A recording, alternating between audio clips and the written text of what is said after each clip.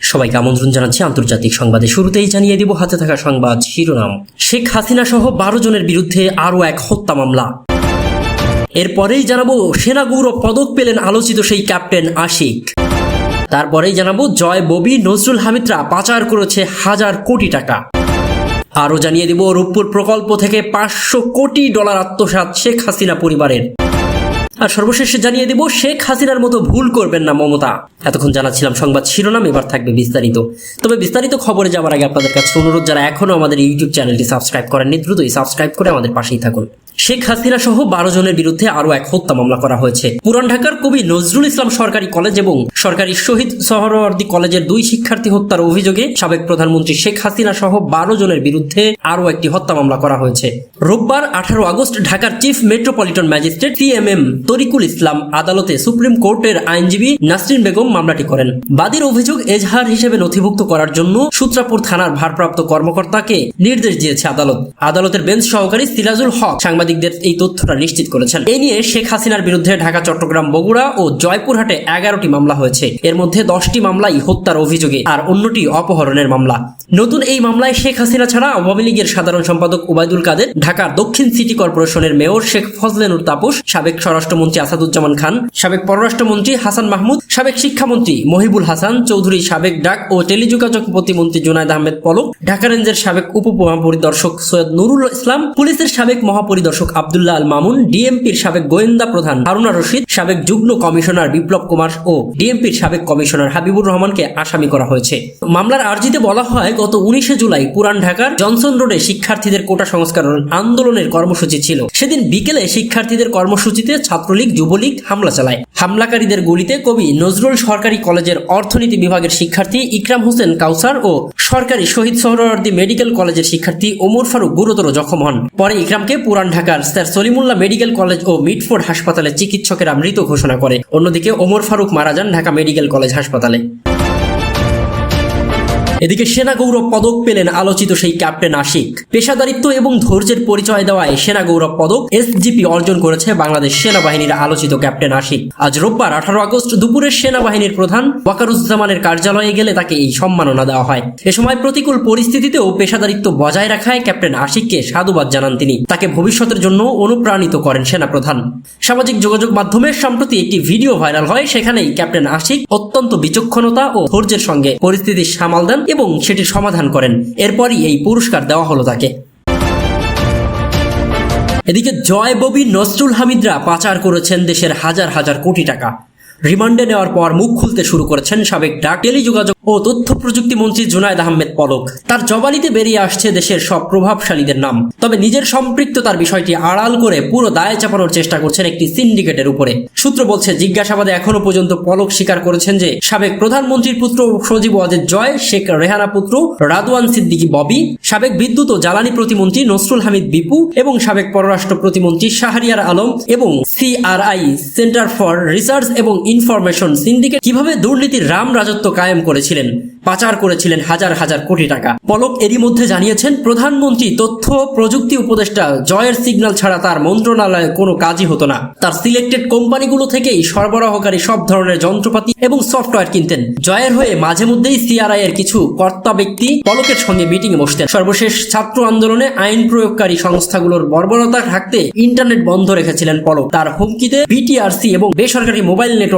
সংস্থাগুলো তটস্থ থাকতো সবসময়। তিনি জয়ের নামে ভয় দেখাতেন মন্ত্রণালয় এবং বিভিন্ন স্টেক হোল্ডার কোম্পানির কর্মকর্তাদের। নাম প্রকাশে অনিচ্ছুক তদন্ত সংশ্লিষ্ট এক কর্মকর্তা এই প্রতিবেদককে বলেছেন, খুব শিগগিরই আরো কয়েকজনকে জিজ্ঞাসাবাদের জন্য ডাকা হবে। তাদের সম্পৃক্ততা পেলে গ্রেফতার করা হবে। তবে পলক এখনো অনেক কিছুই লুকাচ্ছে। নিজের সম্পৃক্ততার বিষয়টি আড়াল করার চেষ্টা করছেন তিনি। আরো বলেন, আরো বেশ কিছুদিন তাকে জিজ্ঞাসাবাদের সময় পাওয়া যাবে। আমরা আশা করছি তার কাছ থেকে আরো চাঞ্চল্যকর সব তথ্য পাওয়া যাবে। কারণ ডিজিটাল বাংলাদেশ তৈরি, A2I প্রকল্প, Sheikh Russel digital lab, hitech park, IT park তৈরির নামে হাজার হাজার কোটি টাকা লোপাট করেছেন পলক সিন্ডিকেট। একাধিক সূত্রের দাবি অনুযায়ী দেশের তথ্য প্রযুক্তি খাতে অন্যতম মাফিয়া সাবেক ICT প্রতিমন্ত্রী জুনায়েদ আহমেদ পলক। আওয়ামী সরকারের প্রতিমন্ত্রী হিসেবে দায়িত্ব পালনকালে লোপাট করেছেন কয়েক হাজার কোটি টাকা। সাবেক প্রধানমন্ত্রী শেখ হাসিনার ছেলে সজীব ওয়াজেদ জয়ের ঘনিষ্ঠ হওয়ায় তার নাম ভাঙিয়ে স্বেচ্ছাচারিতা করেছেন তথ্য প্রযুক্তি খাতে।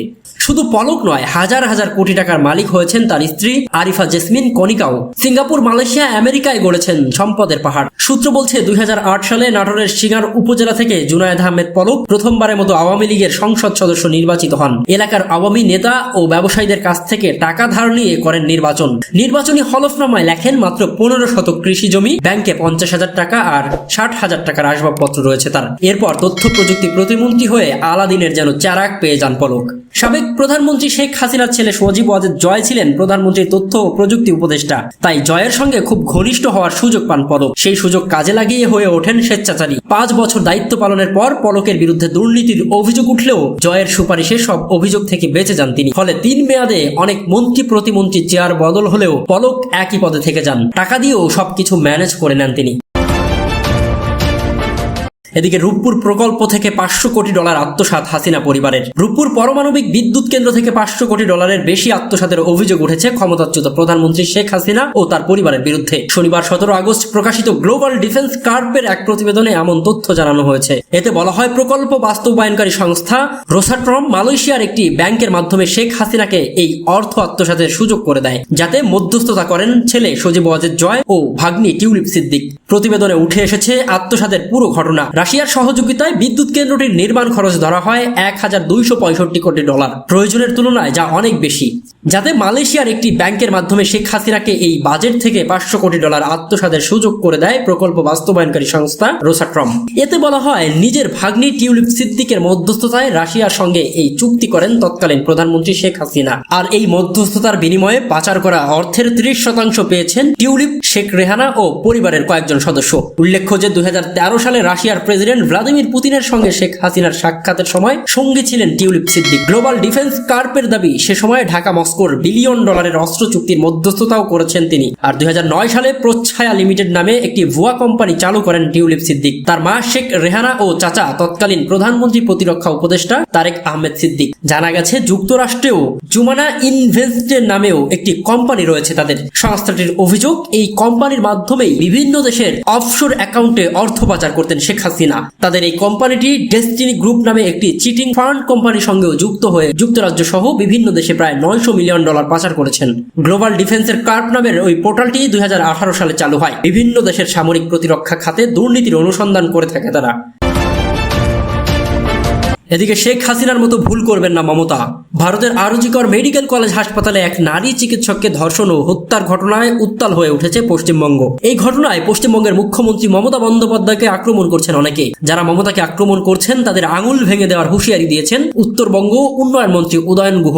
বাংলাদেশের সরকার বিরোধী বিক্ষোভের তুলনা টেনে কোচবিহারের সাগরদিঘিতে গান্ধী মূর্তি পদদেশে বিক্ষোভ সমাবেশে মঞ্চে দাঁড়িয়ে উন্নয়ন মন্ত্রী উদয়ন বলেন, বিক্ষোভকারীরা জানেন না হাসিনা যে ভুল করেছেন মমতা বন্দ্যোপাধ্যায় সেই ভুল করবেন না, করেননি। তিনি বলেন, এই ঘটনায় যারা মমতা বন্দ্যোপাধ্যায়ের দিকে আঙুল তুলেছেন, যারা সামাজিক যোগাযোগ মাধ্যমে মমতা বন্দ্যোপাধ্যায়কে গালিগালাজ করছেন, যারা আঙুল তুলে মমতার পদত্যাগ চাইছেন, সেই আঙুলগুলোকে চিহ্নিত করে ভেঙে দেওয়ার বন্দোবস্ত করতে হবে, না হলে এরা পশ্চিমবঙ্গকে বাংলাদেশ তৈরি করার চেষ্টা করবে। তিনি বলেন, আরজিকর মেডিকেল কলেজে ওইভাবে ভাঙচুর করার পরও পুলিশ গুলি চালায়নি। পুলিশ এখানে বাংলাদেশ করতে দেবে না, সরকার এখানে বাংলাদেশ করতে দেবে না। তৃণমূলের কর্মীরা সাধারণ মানুষের সহযোগিতা নিয়ে পশ্চিমবঙ্গকে বাংলাদেশ হতে দেবে না। উদয়নের ওই বক্তব্যের পর কটাক্ষ করেন জেলা বিজেপির সভাপতি সুকুমার রায়। তিনি বলেন, হাজার হাজার লাখ লাখ মানুষ এখন মুখ্যমন্ত্রীর পদত্যাগ চাইছেন রাস্তায় নেমে। রাস্তা দখল করেছেন নারীরা। ওই কর্মসূচিতে কত লোক হয়েছিল। তিনি কয়টা হাত ভাঙবেন, কার আঙুল ভাঙবেন, এমন যেন না হয় যে আগামী দিনে তার আঙুলও যেন ঠিক থাকে। বিজেপি নেতা আরো বলেন, পুলিশের মদদেই সব হচ্ছে। সেদিন 14 আগস্ট রাতে আরজিকরে যদি বিরোধী দলের লোক থাকতেন তাহলে পুলিশ গুলি করত। আরজিকরের ঘটনার প্রতিবাদে ও দোষীদের ফাঁসির দাবিতে শনিবার কোচবিহার জেলা জুড়ে সড়কে নেমেছে তৃণমূল। কোচবিহার সদর, দিনহাটা, মাথাভাঙা, তুফানগঞ্জ সব জায়গায় বিক্ষোভ মিছিল সমাবেশ হয়েছে।